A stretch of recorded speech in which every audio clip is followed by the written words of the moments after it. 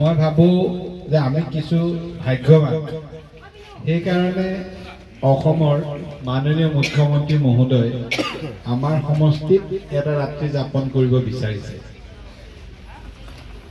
দলৰ ফালৰ পৰা এটা সিদ্ধান্ত হৈছিল যে দলৰ প্ৰত্যেক কাৰ্যকৰ্তা তেওঁ এখন গাঁৱত যাব, সেই গাঁওখনত এৰাতি থাকিব আৰু থাকি ৰাইজৰ সৈতে মত বিনিময় কৰি ৰাইজৰ সুখ দুখৰ বুজ লোৱাৰ লগতে সেই গাঁওখনৰ সমস্যা কি, সেই গাঁওখনৰ অভাৱ কি বা সেই গাঁওখনৰ কি কি প্ৰয়োজন তাৰ এটা তালিকা বনাব আৰু ৰাইজৰ লগত মত বিনিময় কৰিব। এইটো আমাৰ মণ্ডল পৰ্যায়ৰ নেতাৰ পৰা আৰম্ভ কৰি ৰাজ্যিক পৰ্যায়ৰ নেতালৈকে বিধায়ক মন্ত্ৰী সকলোৰে কাৰণে এটা দলে নীতি ল'লে।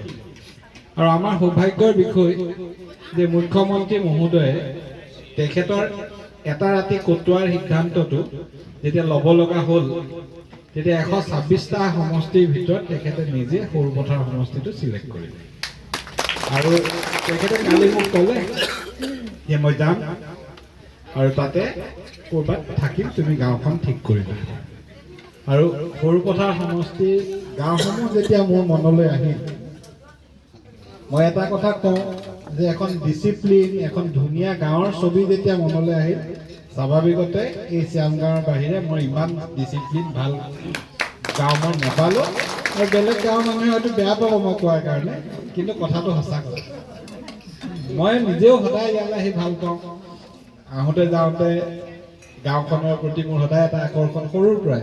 আৰু মই ভাবিলোঁ যে মুখ্যমন্ত্ৰী মহোদয় গতিকে ৰাতিটোৰ বাবে যিহেতু আহিব, কমেও 4 ঘণ্টা ৰাইজৰ লগত কথা পাতিব, তেওঁ কি কৈছিল। আৰু আজিলৈকে মুখ্যমন্ত্ৰী মহোদয়ে কোনো গাঁৱৰ কোনো মানুহৰ লগত কণ্টিনিউ 4 ঘণ্টা কথা পতা নাই। আপোনালোকে জানে তেওঁৰ যিমান ব্যস্ততা, আধা ঘণ্টা 20 মিনিট 10 মিনিট কোনোবা এখন গাঁৱৰ মানুহে তেওঁক পালে সেই গাঁওখন মানে বহুত কথা কয়। আৰু যেতিয়া 4 ঘণ্টাৰ কাৰণে ইয়ালৈ আহিব আৰু ৰাতিটো যেতিয়া ইয়াত থাকিব 4-5 ঘণ্টা থাকি, মই ভাবোঁ যে আমাৰ বহু সমস্যা তেওঁ সমাধান কৰি যাব। বা যদি একো নকৰেও আমাৰ কাৰণে মই ভাবোঁ এইটো এটা অতি সৌভাগ্যৰ বিষয়। কাৰণ অসমত ৰেভিনিউ গাঁও আছে 26,000, অসমত ফৰেষ্ট এৰিয়াটো কেইবাহাজাৰো গাঁও আছে, প্ৰায় 3,000। 29,000 গাঁৱৰ ভিতৰত আটাইতকৈ সৌভাগ্যৱান গাঁওখন হ'ল ৰজাপুখুৰী শ্যাম। গতিকে এই উৎসাহ আমাৰ আছে।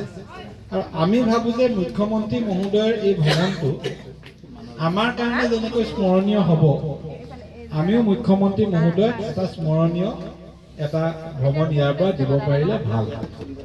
সেইকাৰণে মুখ্যমন্ত্ৰী মহোদয় আজি দিল্লী গৈছে, গোটেই ট্ৰিপটো কেনেকৈ কি হ'ব ঘূৰি অহাৰ পাছত পৰহিলৈ আহিব, তাৰ পাছত ফাইনেল হ'ব।